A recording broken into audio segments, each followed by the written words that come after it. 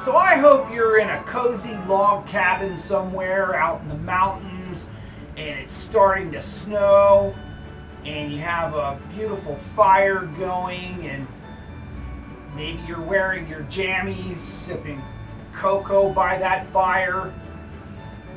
Why? Because today I'm going to show you how to make this beautiful log cabin maple pecan skillet pie. A number of years ago, I was working as a pastry chef at a ski lodge up in Vermont. And it was one of those deals where it was they provide accommodations and it was a seasonal gig. So to be honest, I was bored a lot, so I came up with this incredible idea to use they had these miniature cast iron pans. I think they were like 4.5 or 5 inches that they were using for something else. And I made these little maple pecan pies in there and we served them warm with maple pecan ice cream. And it became one of the most popular items on the entire dessert menu. So we're going to go over to the test kitchen and I'm going to show you how you can make one of these. You can make it either this size or you can make the little mini ones. That's up to you, but let's go get started. Alright, so turn up your holiday music and let's get started on this incredible log cabin skillet pecan pie. Now, I'm just making my usual flaky butter crust for this skillet. I think it goes really well because the pecan pie the filling is very sweet, so the last thing you need is more sugar in your pie dough. It's very simple to make. You can memorize it in 3 seconds. It's 1 pound of all-purpose flour, 1 teaspoon of salt, and 10 ounces of unsalted butter. So the other thing about pie dough, tart dough, is you're always going to want to use ice cold butter and ice cold water. I have 2/3 of a cup here, and we're going to definitely do this old school today. No machines except for the oven, of course. I'm going to do this by hand. Okay, so you just go right in there and start. Basically, it's like a pinch.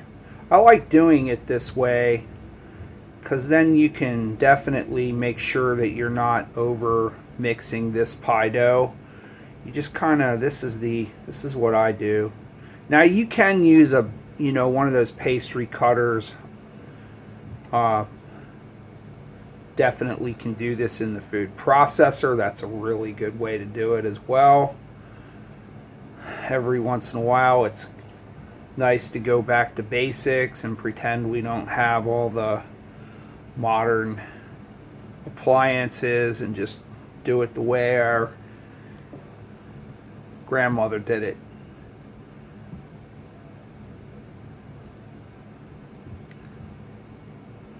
So once you get that texture like that where you can still easily see small little pieces of butter in there like that, and you can easily squeeze it together and see that it's holding. So now, very important that you're using really cold. You can even put some ice in this. And as I said, this is 2/3 of a cup.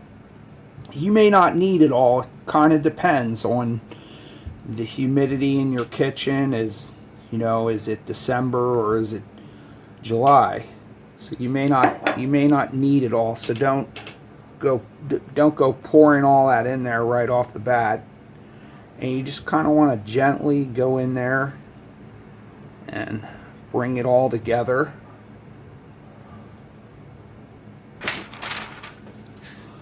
So once you get a loose mass there, you can just turn that out. kind of like that. So there you go. Just shape this thing into a disc and wrap it tight. Keep it in the refrigerator at least an hour, hour and a half or so to refrigerate before you try rolling it into the skillet. While your pie dough is chilling in the refrigerator, we can start our mise en place for the filling for this delicious pie. So, as you know, if you're watching this, I'm sure you must know that most pecan pies out there are just made with corn syrup, which most of the corn syrup out there is GMO. Definitely do not like to use corn syrup in cooking or baking very much, other than a doctoring agent to keep sugar solution from crystallizing. Corn syrup really does not bring a whole lot of flavor to the party. So there's a lot of substitutions you can use for the corn syrup. Now for this particular skillet pie, I'm using maple syrup, of course. Number one, it goes extremely well with pecans, and it's absolutely delicious, basically. So this is 2 cups of organic maple syrup, and the only problem with maple syrup is that the viscosity is different from corn syrup. Corn syrup is definitely thicker in viscosity. So the best way to overcome that issue is to simply reduce the maple syrup over very low heat for a while to remove some of the water content. Now, for those of you who don't know how maple syrup is made, when they put the spigot inside the sugar maple tree, the sap comes out very thin, almost like water. And so they have to take that sap and they cook it in huge, basically huge pans to reduce that water content and concentrate the maple flavor into a syrup. So it makes perfectly good sense that you can further reduce maple syrup to remove more of that water content and get it to a thicker, more corn syrupy consistency, you might say. It's just starting to come up to temperature, but as you can see, this is very thin, and you're going to want to reduce some of the water out of this maple syrup, and it will also further concentrate the maple flavor. So make this a little thicker, and then we'll put together our filling. Alright, so I'm reducing our maple syrup down over here on the side. So now it's time to roll out our pie dough and get this skillet ready to go. Make sure that you coat the inside of your skillet liberally to make sure that nothing sticks. And then just set that to the side.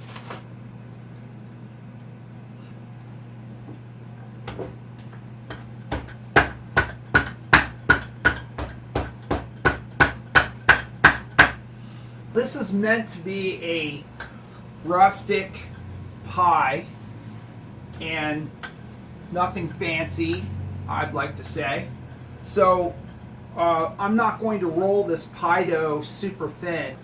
This will be quite a wet pie filling, saucy pie filling, so I'm not going to want this too thin or the pie filling may leak through. And if any of that pie filling gets down in onto the inside of the skillet, it's going to create quite a sticky mess, and you're probably not going to be able to get your slices of pie out of the skillet. So definitely don't roll this pie dough too thin. I'm thinking about a 1/4 inch thick should be nice.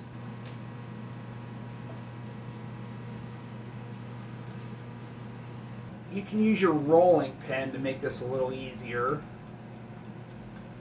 So once you have it draped over the pan, then you want to lift that up and kind of push that down. You don't want to stretch this dough, you want to push it down into the skillet. So then you can just use your rolling pin and roll over the top of your pie dough here. Don't skip this step. It's really important to put this in the freezer for probably half hour or so. But give it a little while just to get firm so it doesn't slouch too much. So fit that down real well into the corners, and then if you have those fancy pie weights, you can use those. I just use beans like most people. So just put that there. And this is just to hold that down. Make sure your beans or weights are all worked into the corners there.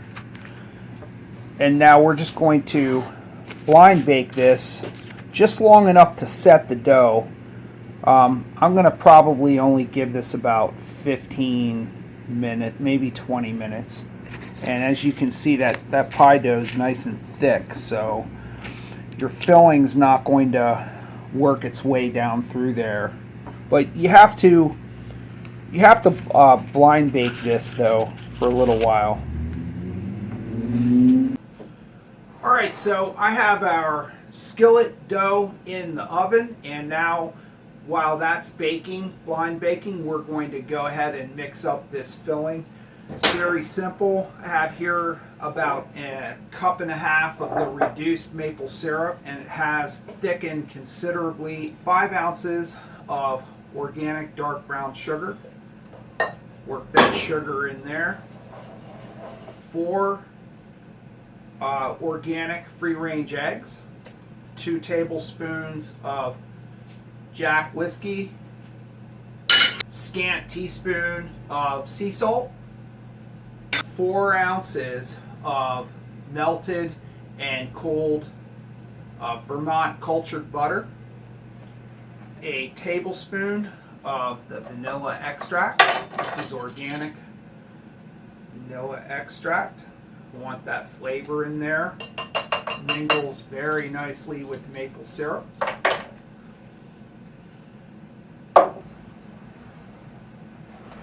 And then once you have that nicely smooth, I'm going to put in here a tablespoon.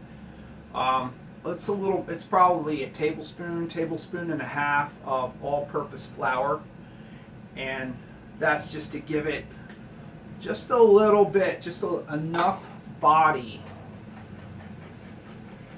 Okay, so I have given our pie crust about 15 to 20 minutes in the oven, blind baked, and as you can see, our filling is nice and thickened up now. Looks beautiful, nice and smooth.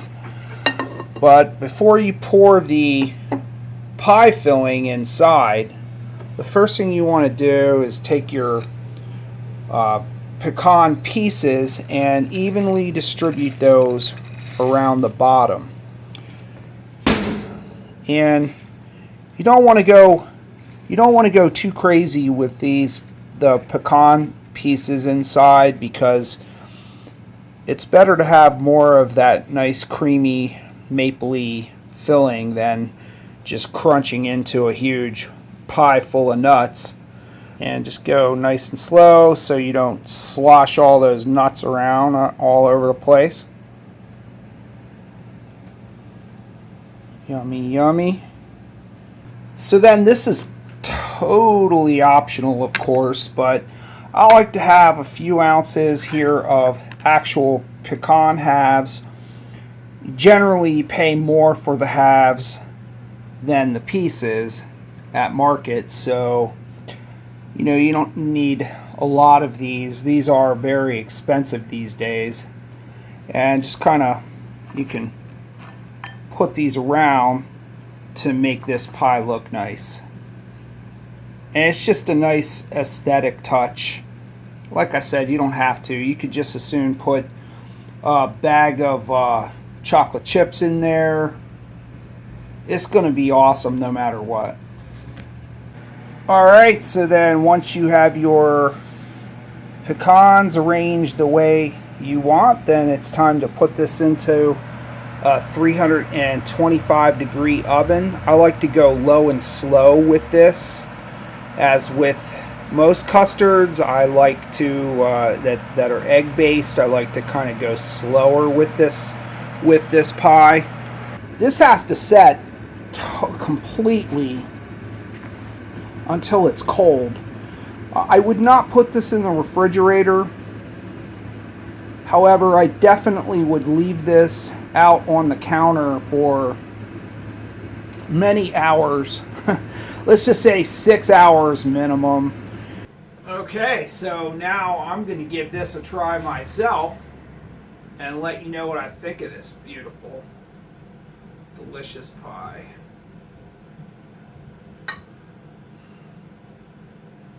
Oh, wow.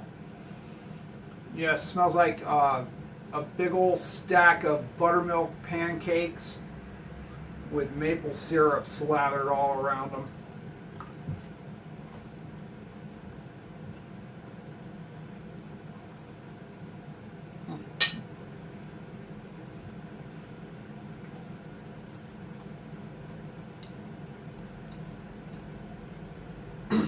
That's ridiculous. You guys gotta try this. I'll tell you what, you don't even need ice cream on this. This is a keeper. Really, it just goes so well with fall and the holiday time. I really hope you'll make this with your family. Consider trying it with the